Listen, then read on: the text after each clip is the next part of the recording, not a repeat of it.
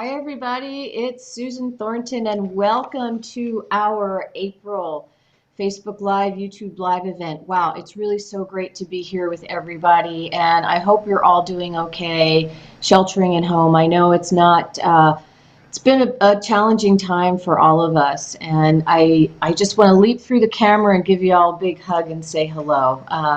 So thanks for joining us this afternoon. I am thrilled to pieces to have our guest today. We have Jenni Burrows, who is also a patient. She's joining us from her home in England, so across the pond. Hi, Jenni. Hi, Susan. Thanks for having me. It's great to be here. Oh, we're so delighted. You can tell I'm a little excited. So Jenni and I met, I think it was 2017. I think that was the year. That's right. And I was attending the European Cutaneous Lymphoma clinical meeting, and Jenni was invited to share her work as a patient and an artist in how she used her art to deal with her cutaneous lymphoma. And we're going to talk a little bit more all about that, but I had the opportunity to meet Jenni there, and I was so blown away by what she's been able to do. Mike, we have a little feedback. Is anybody else hearing that? Sorry. Don't know why. Okay, I'm going to keep right on going.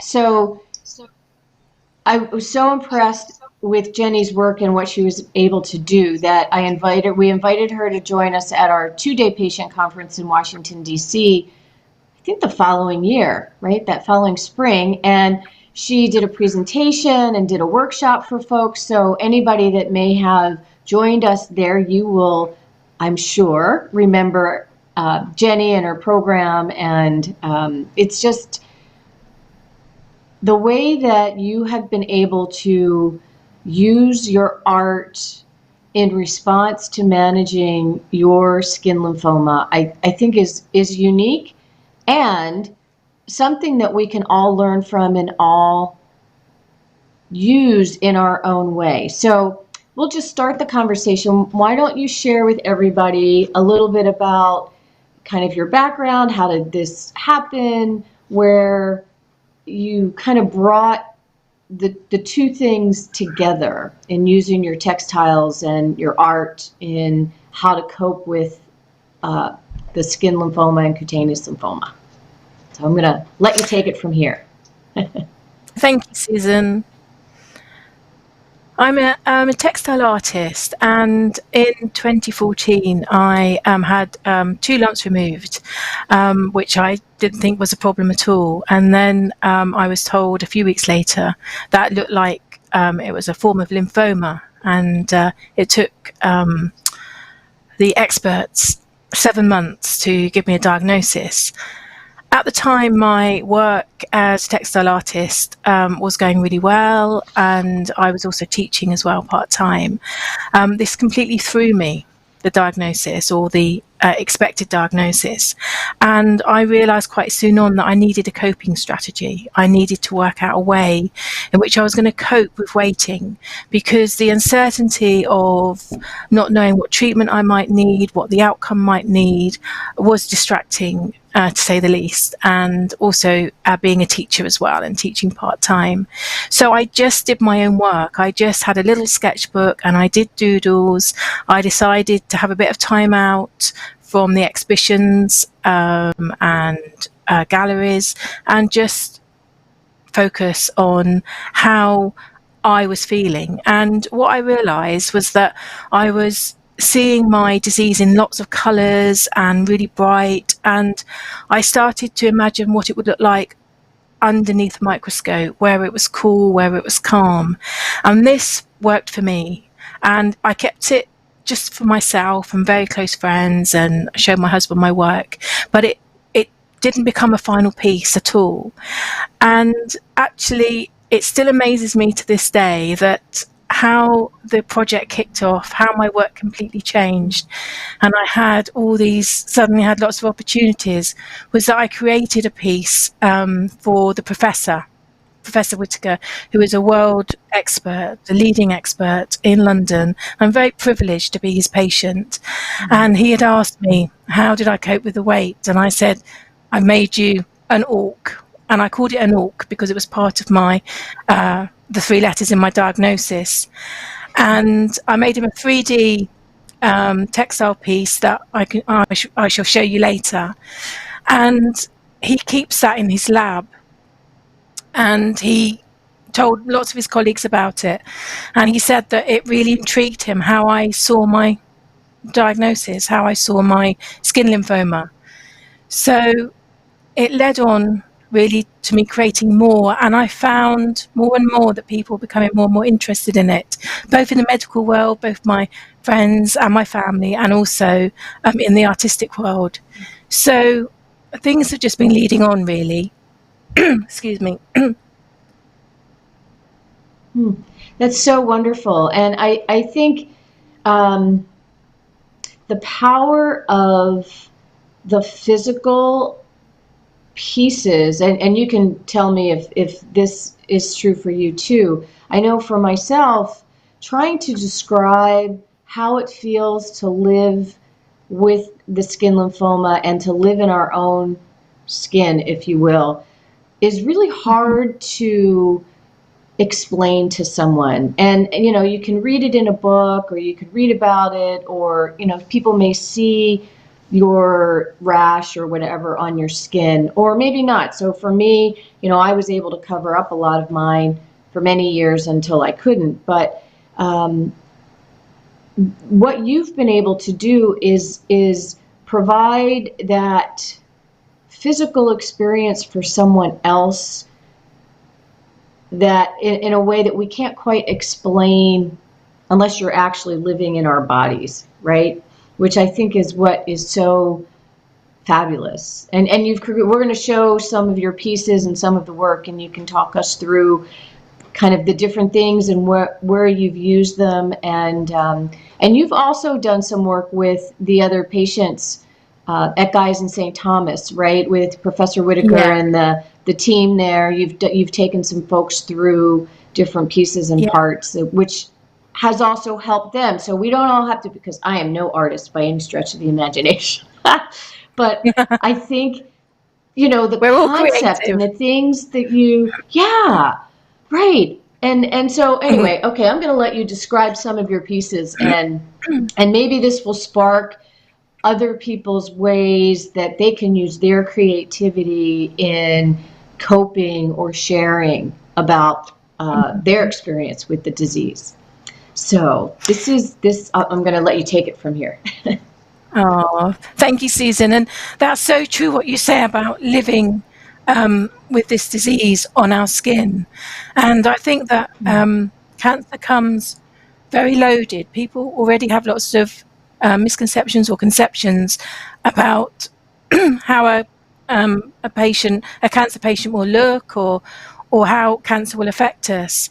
And I was beginning to feel quite angry about that, and it really helped being able to make pieces, because that allowed me to explain myself and not to get angry about stuff, actually, because I realized that wasn't helping me. And this piece here, the chair, is called I Just Want to Take My Clothes Off. And it's inspired by wonderful folks I met at the conference. And that was a very happy time for me, coming over to work with you guys in Washington.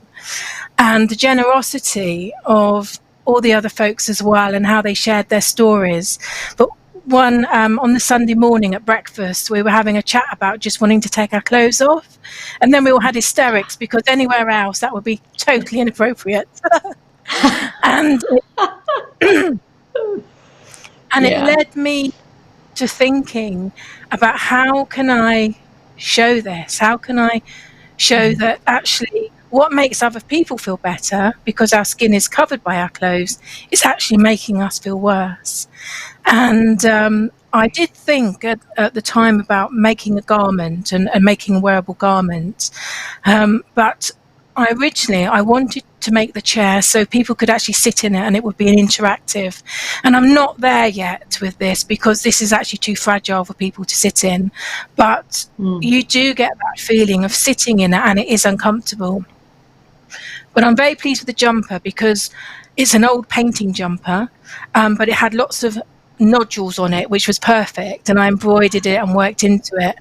And I've thrown it onto the chair because that's how we want to feel. We want to throw those clothes off and to feel good, you know, and not to have clothes rubbing on us and making things feel worse.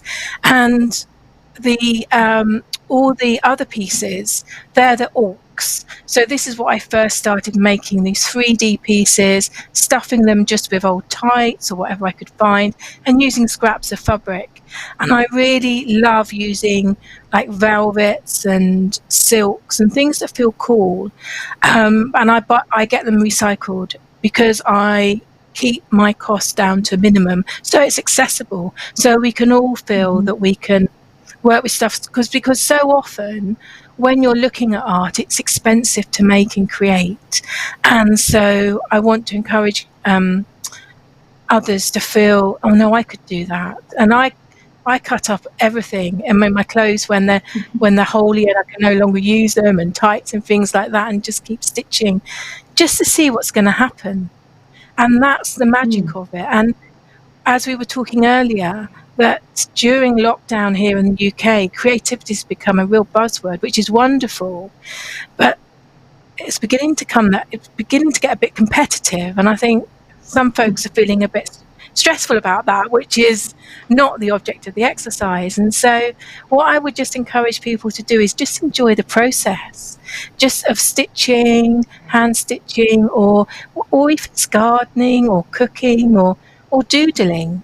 And I can show you some other pieces as we move along. And this example here, I use a lot when I work with children, because it's just using felt tip and biro, and then I have stitched onto the paper, but that's using ordinary sewing thread. And I also did this on the move. I was actually had the opportunity to travel with my husband with work, and so I just did this in a hotel room over a week, and it's not finished, but it's really relaxing just to let yourself go and just to think of shapes and patterns and to colour in. You don't have to show anybody. There's no pressure. It's just what makes us feel better.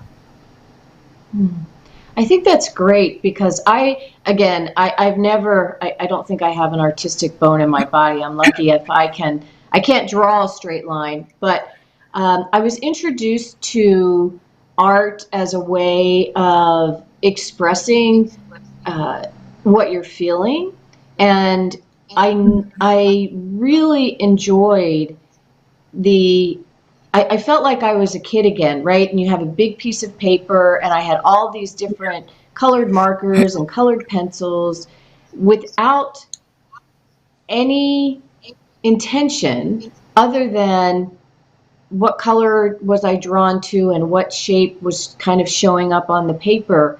And it's similar to what you're talking about. It's like I wasn't interested in sharing this with anybody but myself, but what was so intriguing as I went through that process, my brain, the chatter in my head settled down, and I could immerse myself in the play, the fun, and then it was really interesting to see what showed up, what colors were used, what everything. It was really wonderful. And I have since used, I should get my colored pencils out again. Matter of fact, maybe you've inspired me to do some of that this weekend, because it's really fun,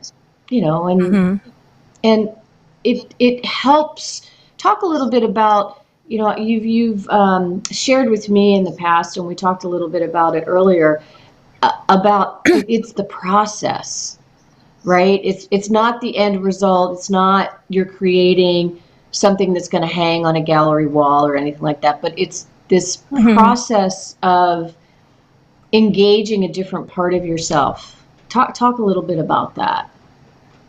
Yes, I think also in life we worry so much about the end result and we don't enjoy the journey.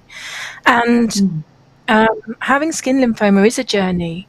And we talked about this earlier as well, about coping with different diagnoses, coping with when we have a flare-up, coping with when our skin is clear. And in some ways, I find that really hard because I'm almost waiting for a flare-up and not enjoying that my skin is good. And within my work as well, having that time out, and there is a slide which is called You'll Be Fine, which maybe Mike could bring up in a minute. And it's just hand sewing, and it's just ordinary running stitch. Use it on silk. Thanks, Mike. And it's also a very popular Japanese technique as well. And it's something that I was able to put in my bag and carry on the train and just stitch. And then I've also added sequins to it because I do like sequins. Life's better with sequins. And this is actually still remains a sample, but it might become a bigger piece. I did this about 18 months ago. And the You'll Be Fine, it's because so many people trying to reassure me were saying you'll be fine. And actually, when I went to a patient meeting, somebody else, it really resonated with me because he said that people were saying to him, and very kindly saying, you'll be fine, it will all be fine. And I suddenly thought, actually, we're shattered. We've had a diagnosis, we've gone for treatment, we're being told that we will live with this disease, and we haven't got the energy to be fine. And so that's why I've called the project You'll Be Fine. And that's really helped me as well, really, sort of looking at it more objectively from a different viewpoint. But again, yes, so this is a sample which I'm not sure will turn into what it was going to turn into. So maybe, Mike, if we could go back to the section of the chair.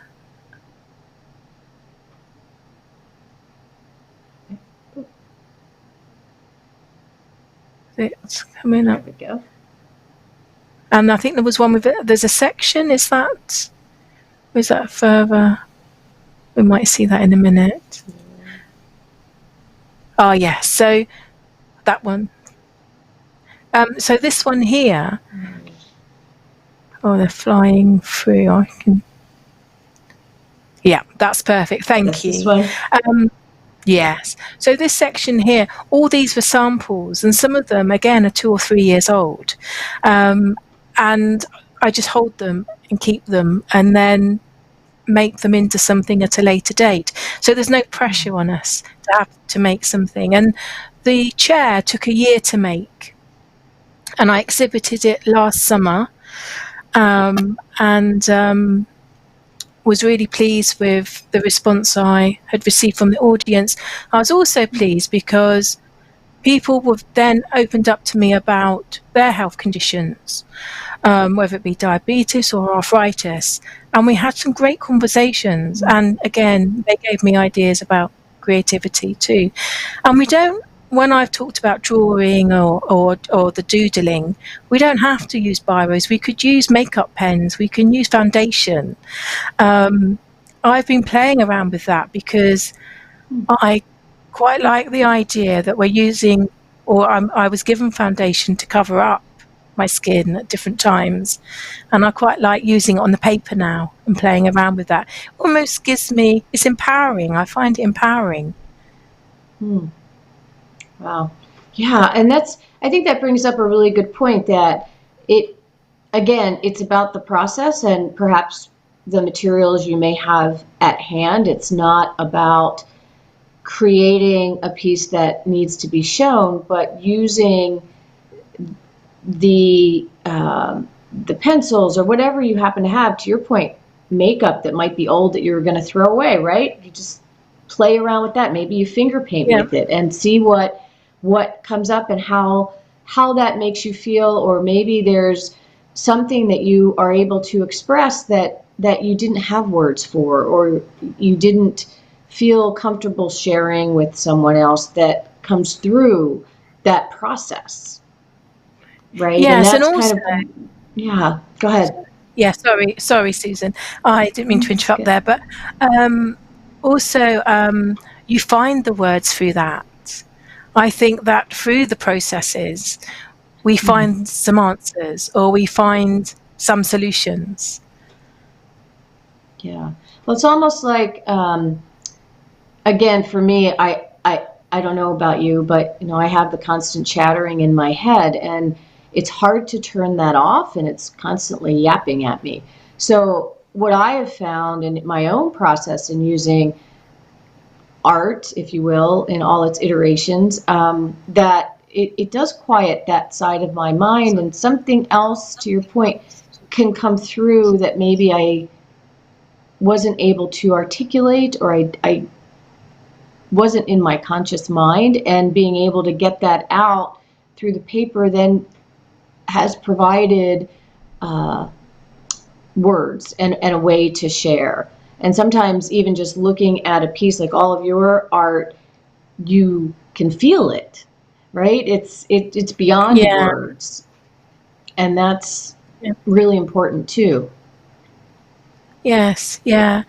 And I know in some of the patient groups, some of the folks have said that it's really helped them forget about the itch, because the itch is what many of us find so debilitating. It's just such an inside itch, isn't it? And on fire sometimes as well. And the socks here are they're also inspired by how can we communicate how we're feeling, and they're called the itchy socks, and because they're wool, so they are actually pretty itchy to wear. And I made again using wool, I made the felt balls, and then I stitched beads onto them. And it was at a time when I started developing some lumps on my feet, so wearing shoes was very painful. And also the challenge of putting on shoes when your feet aren't in the same shape they were, and communicating without having to speak. When I spoke to the doctors about this at Guy's, I said maybe the student doctors could wear them during a consultation, and they just said, oh, they wouldn't be able to concentrate. And I said, but I have to concentrate. And it was great. It was such a great answer, and it was like the art spoke without me having, to explain it. And it was a real. The student doctors were in on my meeting actually, and it was a great time to just have a chat with them, and just to be able to say, yeah, one of the things that we have to face, that they actually said that they hadn't thought about that, which they wouldn't have really. Right, because if you're on the clinical side, you're looking at things from well, here's the disease, here's the treatment, but again, unless you're in the person's skin, you really don't know what that feels like. You can hear how someone describes it, but until you have some physical experience of it, or someone shares, like your point with the socks and how itchy they are, and if you have lesions or disease on your feet, which I have had as well, and I know what that's like trying to walk, or and you've got ulcerated lesions or things like, it's really painful, and until you've had that kind of experience, it's hard to explain it, or to even from a clinical perspective, to even think about that. Like it's abstract, I guess is the right word, right? Unless you have a way to be able to share what that might be like, even if you aren't the person experiencing it, but having an opportunity to have that physical experience gives you a whole different perception and perspective, and how you interact with other patients, right, in the future. Yeah. Yes, that's and actually, great. when I have my consultations with Professor Whitaker, he always explains to his students about my work, and I always take some work in, and that's wonderful. It's wonderful with art and science coming together, and also having a consultant who can really relate to it and accepts it as well. And I think as patients, it's okay for us to say, or it's really important we say, how we feel, and because then if the next person comes in and says, oh, they're having that side effect, or they're having those issues with something, then it begins to link together, and we're all in this together. It took me a long time to do that, because I used to feel that if I went in and said, oh, I've got this side effect, it wouldn't have anything to do with the lymphoma. But no, we don't always know. So it's also building up those relationships, isn't it, as well? Right. So this piece here is called "How Will You Wear It?" And this is when I met you, Susan, and you very kindly helped me carry through very busy London streets. That was so in fun. the middle of Sunday lunch. And the feedback I got from the doctors and the medics who came from all different parts of the world was that I show that I wear this disease, and it hadn't occurred to me that I was showing this, and suddenly it did, and I thought, yes, because we are wearing it. It's something that we can see, and we can see how it's developing on our skin. And so if we could just go back to, thank you, just back to the slide. Another aspect of this that is very important to me is that I asked 5 friends if they could just do a drawing of what they thought my cells looked like under the microscope. And each of them came back with colourful drawings, but they all had a little black hole in them somewhere. And so this piece here is created from those my 5 friends' pieces that I've recreated into fabric. And as you can see at the top, it's almost like a corsage up near the neck, where it's very 3-dimensional, and also on the sides of the hips, because at that time that's where I was having treatment for my skin lymphoma. But I wanted to make it into a corsage because I wanted it almost to be, quite classy. And just to say, I'm going to wear this. I'm going to show this off. And again, I just found it very empowering to do that. The pieces in the middle, again, they were just samples, and I had those again for about a year before it worked that I could put it all together onto this piece. And this was a piece I talked a lot about when I came to see you in Washington. And then I felt the chair was a big major piece that led on from this. And I see them also, my work, as its stages in my diagnosis, in my healing, in my treatment, because I don't want my art to become stale. I don't want to keep repeating the same ideas, and I want to keep moving on and to be fresh and to show new ideas. And I was always very inspired by Joe, the president, when he had said in an interview, "Don't let this disease define you." And that's something that I hope I've taken that into my art as well. It's not defining me. I have good and bad days, but it's working through as a journey again. It's a journey and the processes too. This piece here with the pants, and also I have a bra as well, and that was inspired by a piece by Charles Mount in one of your newsletters, and I think that was just after I came back from Washington.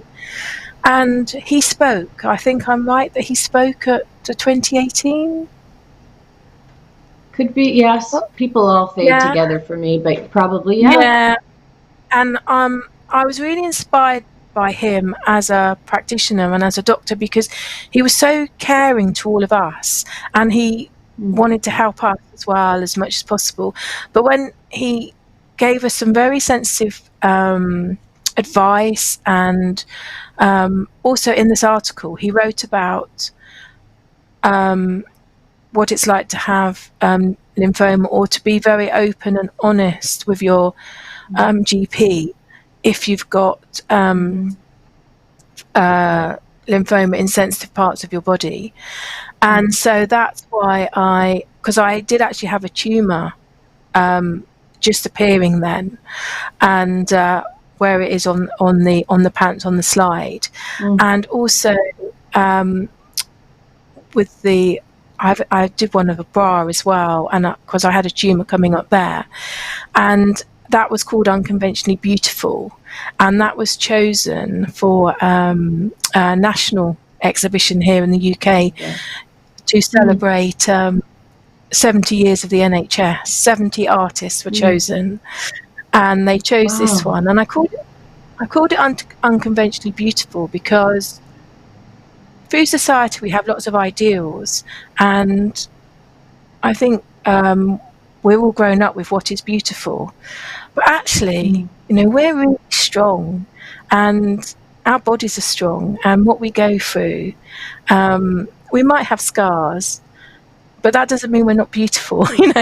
And so I want in some way to challenge this notion of what is beautiful, and I hope that through this work I am beginning to do that, and also in a way a form of education as well, because we're always learning from other people and through other people's experiences, as well as our own.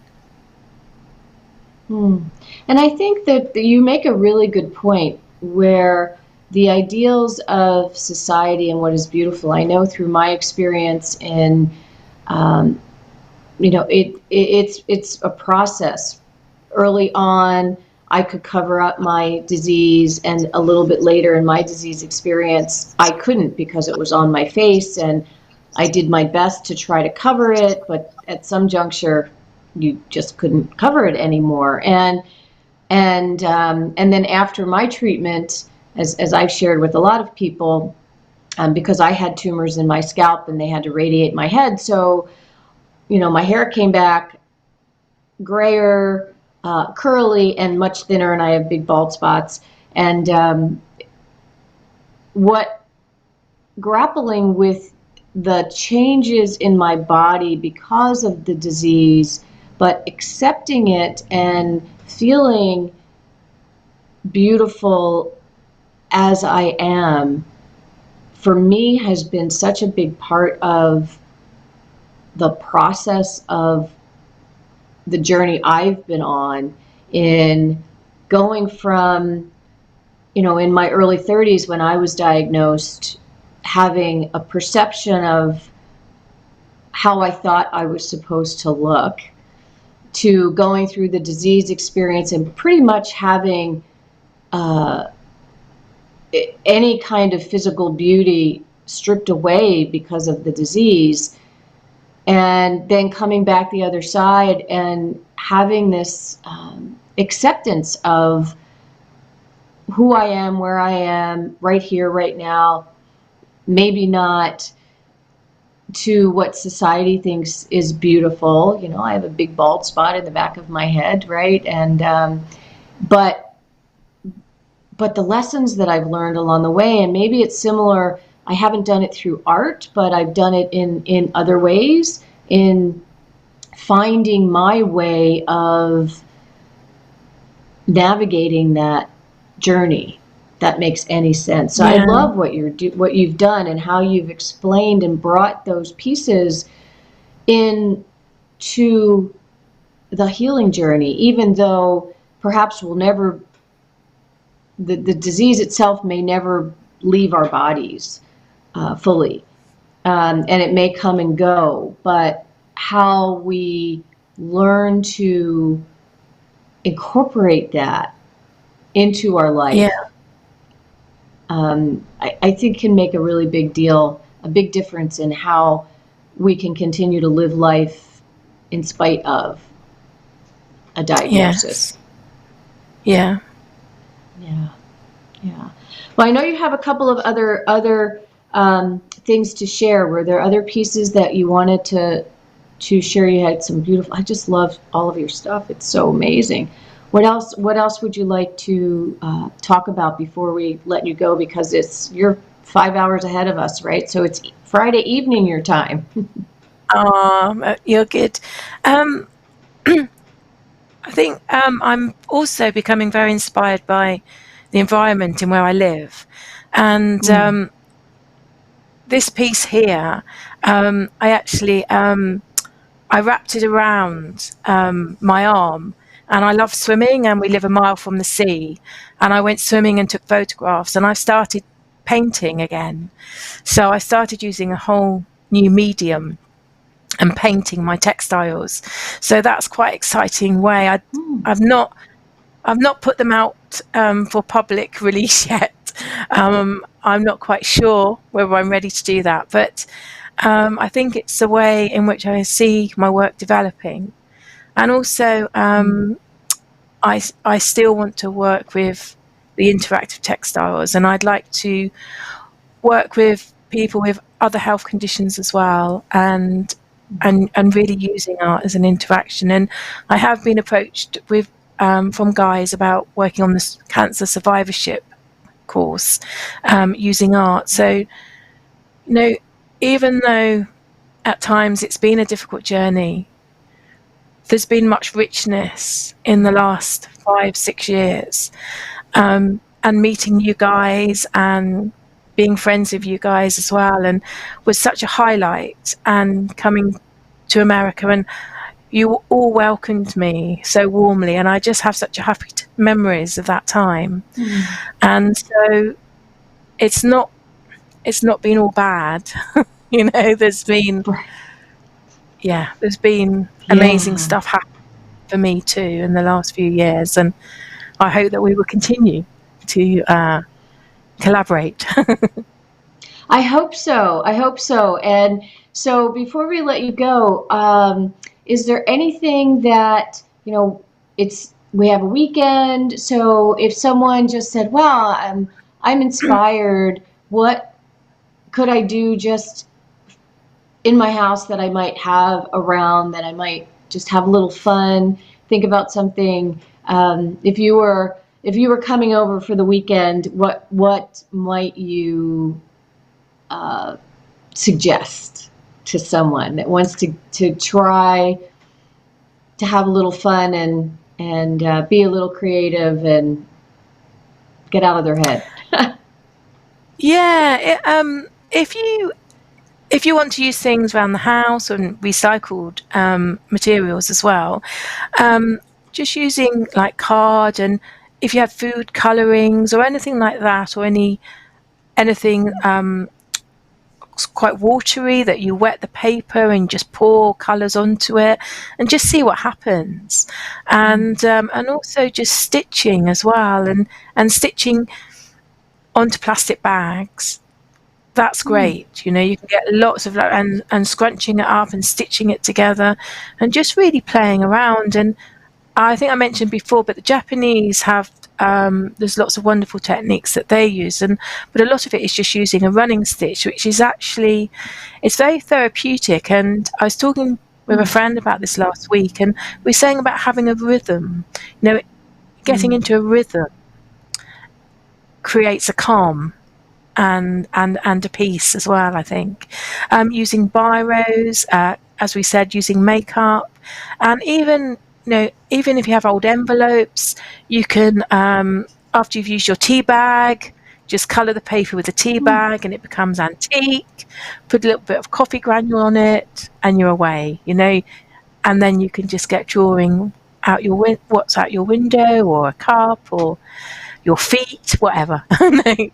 Just enjoy. That's so great. and be Yeah. proud of it. Yeah. Exactly. Well, I can't wait to have you come back and do Oh, some work with us again, because I think it was, especially for somebody like me who I don't consider myself an art, an artist or dabbling, and I've never really dabbled in art, but it's such a rich experience to leverage that creative side of yourself, no matter what the medium or however you do it, and it's so freeing. I just think it's so freeing, and yeah, I'm excited about what you've been able to do with all the folks at Guy's and St. Thomas in London, and sharing your experience and bringing the experience of skin lymphoma to people that may not know what that really feels like. So thank you for all your work. Thank you for being brave and to be able to, and being courageous to kind of putting it out there in the world. I think that's huge. And I also think that when we are willing to share a bit of ourselves that is a little bit vulnerable, that gives other people permission as well. And so, and that's healing, at least in my perspective. So here's to art, right? and And thank having you guys fun, for and inspiring me. it's so good. It's so good to see you. I can't wait to see you in person and give you a big hug. And and when you see everyone over there in London, please tell them hello for us as well. And I'm excited to do more international programs and bring more people on. And so thanks for paving the way and being brave and spending your Friday evening with us. So appreciative. And do you, I should share, you have a website, yeah, with some of your work on it? Do you? I just thought, Yeah, I came have. into my head, if Yeah. people wanted to check out the work that you're doing and see things. Yeah, so the website is www.you'llbefine.co.uk, and also last year made a short film, How Will You Wear It? And if you just go on to YouTube, Jenni Burrows, How Will You Wear It?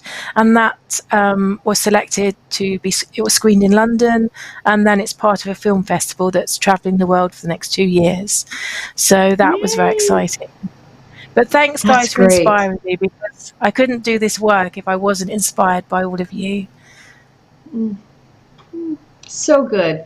So good. We'll keep on doing this beautiful work, and for both of us, I think we'll just encourage everybody to tap into their inner creative artist, however Yeah, that is and whatever that looks enjoy. like, and let us know, and keep us posted on how if you've tried something and how it made you feel. And so thank you so much, Jenni. It's just been a pleasure, and I'm thrilled to be able to see you, even though I can't see you in person.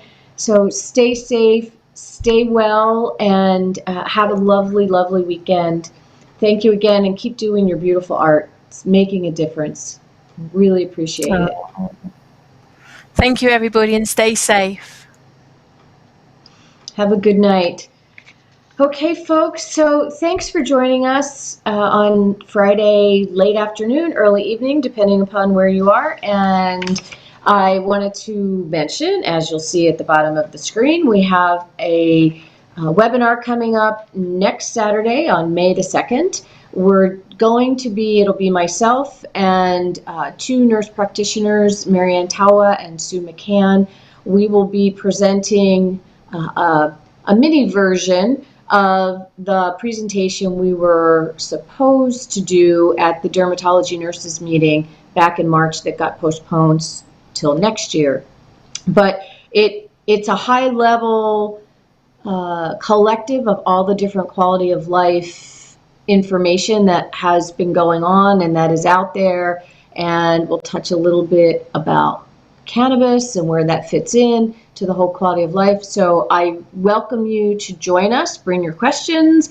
It's at 11 o'clock Saturday Eastern Time, and of course everything that we do here is captured and will be put up on the website. So, but please join us. And let's see, we're also in the process, as some of you know, of redoing all of our programs. Obviously, in this current environment, getting together in person is not going to happen very often. And so we're looking at how to revamp everything, bring you different kinds of programs online that we hope will be of value, and trying to find new and different ways of not only sharing information, but I think the program today was something a little bit different to give a little different twist on the theme, and finding new ways to inspire, educate, and empower and connect everybody. So look forward to, as we develop things and we get them out,